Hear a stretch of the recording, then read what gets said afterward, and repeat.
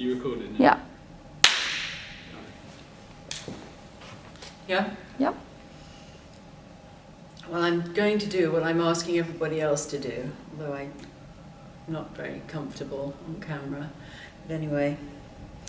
When I was thinking about this issue of the shoes that are significant for whatever reason, I thought about the red shoes that I bought when I was about 19, 20. And the thing that opened up the red shoes for me was this question about what I was walking away from and what I was walking towards. So that's what I'm going to try and address talking about these red shoes. So I was in Florence. I'd signed up to do Italian at university because you got the trip to Italy. So, you know, it was obvious, yeah, okay, I'll do Italian. So I was spending maybe 6 weeks in Florence, and I must have spent quite a lot of that on my own, which I was a nervous traveller then, and I probably am a nervous traveller still, but anyway, once I get going, it's fine. So I bought these red shoes in a very upmarket shoe shop. I mean, Italian shoes, especially then. So, and it must have taken something to get me across the threshold of the shop to start with, because my background was, I would say, humble, very modest, and being at university was a huge adventure. Not expected of me, not expected by my family, but anyway, I was there. And red leather loafers with, they were sensible, but they were also extremely sort of sophisticated in a way, even though they felt, but it was the redness of them that made them like red shoes. Who buys red shoes? That's what made them exceptional. And I wore those red shoes. I must have worn them constantly throughout the next couple of years of my university years. And they signified a walking away from a sort of almost a suffocating sense of my family, which was good, steady, moral, hardworking, stay on the path, that's it. 2, a wildness over which I felt I had no control. And in the fairy story, The Red Shoes, this is the point of the red shoes. They're poison, they're toxic, because she puts on the red shoes and she can't take them off. She dances, and she makes I won't go into the red shoes story, but she makes a bargain with the devil. She's reaching for something which is not grounded, it's the difference between the handmade life and the life that you try and buy, acquire, so that's what that story is about. My home life was a handmade life, definitely. My mother made everything. She cooked, she made clothes, she knitted. My father was also they both used their hands. And I walked away. I didn't want the handmade stuff. I definitely wanted something that, I don't know. I mean, I don't know what I was after. Anyway, you're getting the idea, I hope. So anyway, so my red shoes, and they did begin a stage in my life which was definitely somewhat out of control. I put on the red shoes, and I danced. But I stopped. I did stop. I had children. I stopped, and that shifted me. And I think then I tried to return, I suppose. I did try to go back, but of course you can't go back. And something I acquired in my red shoes days and my wildness, I think I maintain in my working life, where there is a kind of freedom and no restrictions, something like that. Yes, do you have, that's it. I hope that makes sense. I'm never sure. If I'm chatting to someone in an everyday situation, I think, oh, I can ramble on, I can fix up what I just said, but that was a bit of a speech. So I'm not sure if it made sense. It's quite funny calling them your Red Shoes days. My Red Tuesdays, like yes. The era of the red shoes. Yes, they were fun. But yeah, it was another lifetime, and I suppose I travelled beyond them. And it opened things up for me. It really opened things up, and I think that's a good thing, to have your head moved around by whatever means. What about your previous shoes? Like, do you feel that they were constricting? My previous shoes, well, I don't believe I loved a pair of shoes until I got my red ones. I didn't. And my school shoes were just ugly and chosen for me. I must have had a few pairs of heels, which I must have started wearing around 16, and went to dances and clubs and folk clubs and so on. But the red shoes, they were more money than I had. They were completely out, left field because of the colour.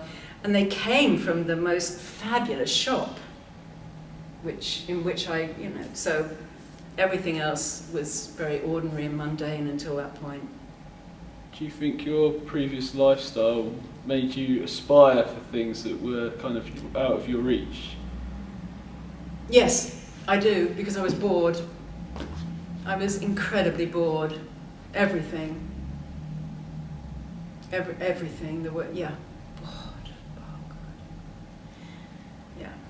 But, getting out of boredom can make one reckless. It can, yeah. So but this degree of recklessness, this degree of risk, is also valuable because this thing we're doing right now is risky. It couldn't exist if you weren't ready to dance a bit on the edge. But there's a dancing and knowing it, I think, and then there's a dancing and being a little bit unconscious, and yeah. So it's understanding the value of limitation and boundaries at the same time as also being willing to let rip, I suppose. So how did this rebellion that you were going through, how did it shift or change once you had your children? Because God, well, I suppose to a certain extent I had to routine. Children bring routine with them. They bring demands. They stop you thinking about yourself all the time.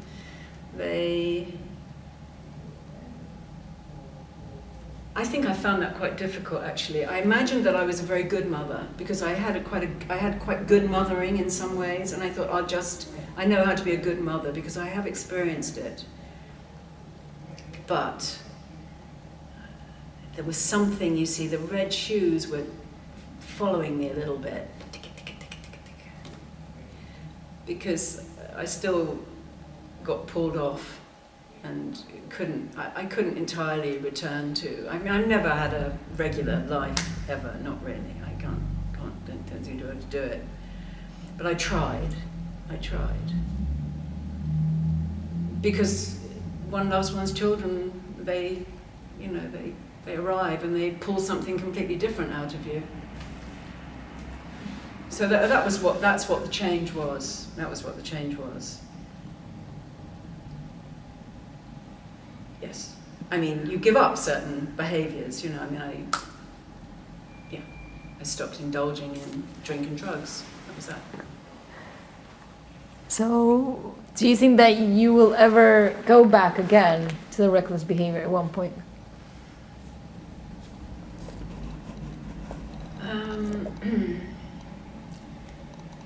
Having said that, I want to make it clear that I wasn't, drunk. I wasn't out of it, but, it was a part of my social existence as it was with everyone else I knew.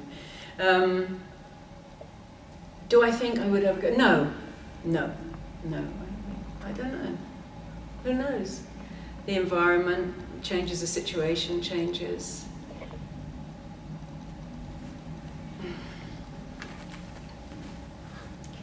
Red shoes require energy, I think.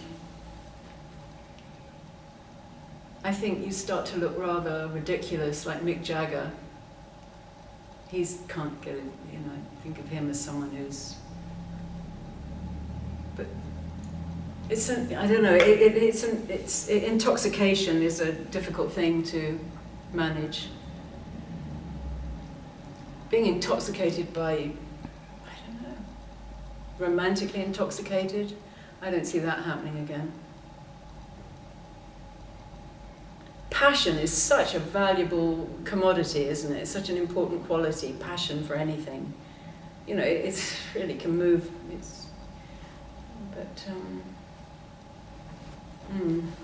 What do you think would have happened if you just put the shoes back on the shelf?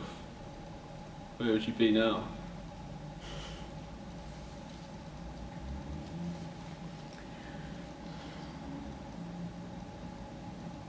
No, I can't even imagine that. It was my destiny. Red shoes and meeting Bluebeard. But that's another story.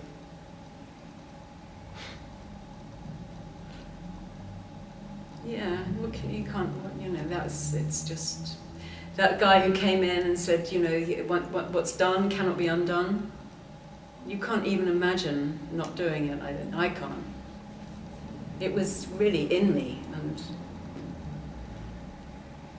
I think that's quite useful actually, to reach that point when you think it was in me. There's nothing I could have done about that. Because I think, look, you know, it's easy to have the fantasy if I'd fixed up sooner, or if I'd taken this part of that part of that part. I have really actually worked on not thinking like that. It means you can't accept the life you lived, which means you can't accept the life you're living now. So Monty would like that, I'm sure. how do you feel working on this project? This project has taken me into a very interesting territory, which I didn't quite understand before I began it. When we were in the cinema talking to people about their wedding days, we had a little experience of this, of what it could be like to develop something in the community. I have an issue, a dialogue going on between enabling other people's expression, right? Which is, you think that's great because everybody has a story, everybody's got,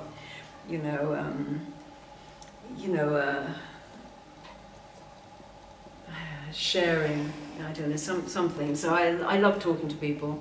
And then producing a piece of work which is also created by the same, drawing people from the community. However, the issue over there in the Delaware, which is where we're going to put the performance, is they think it's something to do with quality, I'm sure. The quality, it's got to be of quality, otherwise we can't let it through the door because we're high end here.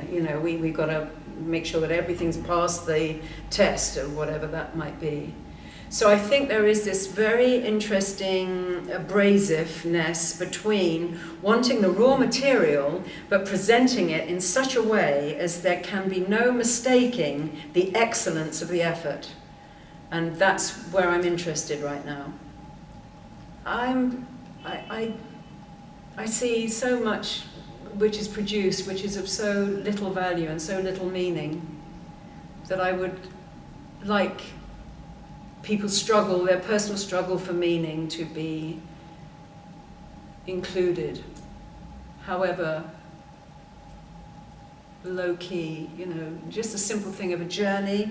I went from A to B. What did you learn? What changed?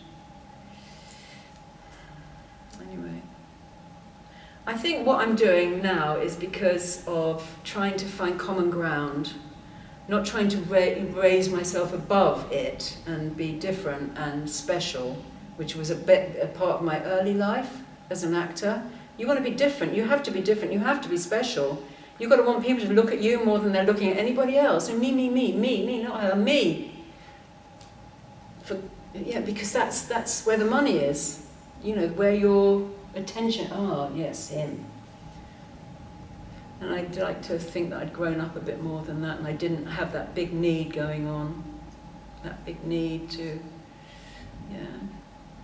because acting is full of shy people who really want to, you know, they just want to, I don't know, anyway, that's another thing. Okay, that seems long. Oh, it's holding a coffin for ages. Okay. Yeah. Do you feel that how do you feel this is happening like this? How did you feel? How did the energy progress throughout the days since when we opened up to now? Well, it's slow. It is slow, and also I think we're finding our way. I think we're finding our way to, you know, it's what we've been talking about, isn't it? Is to access that sweet spot where people will say something, you think, that's the one, that means something to you, so it'll mean something to us, without it tipping over into a place which becomes too exposing, which we don't want, I think, you know, that's... So it's part of a sort of common denominator,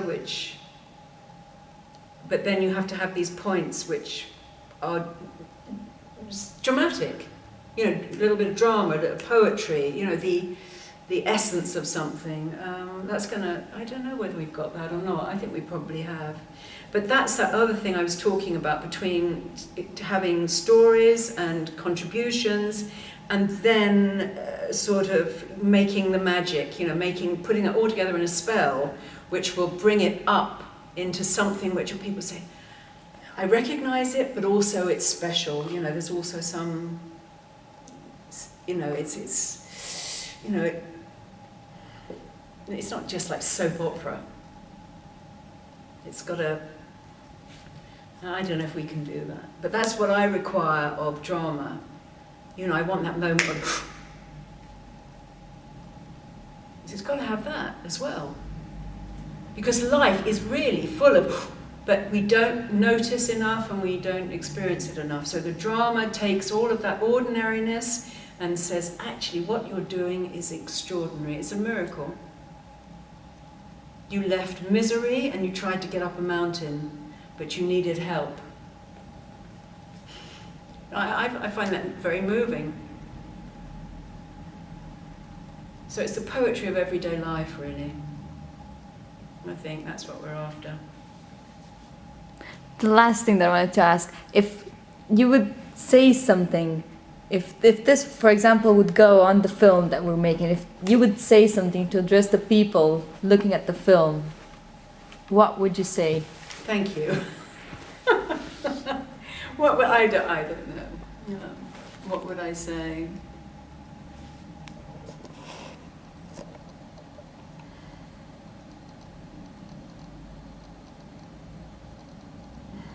I would hope that people that participate and talk to us feel that they've been here with us, with other people, you know, feel that it's a moment of, I don't know, it's so hard to put into words, isn't it? It's that vitality that comes from being heard and being seen and feeling, yeah, we're pretty much in this together. I don't know, it's really hard, that. Really hard, I don't know.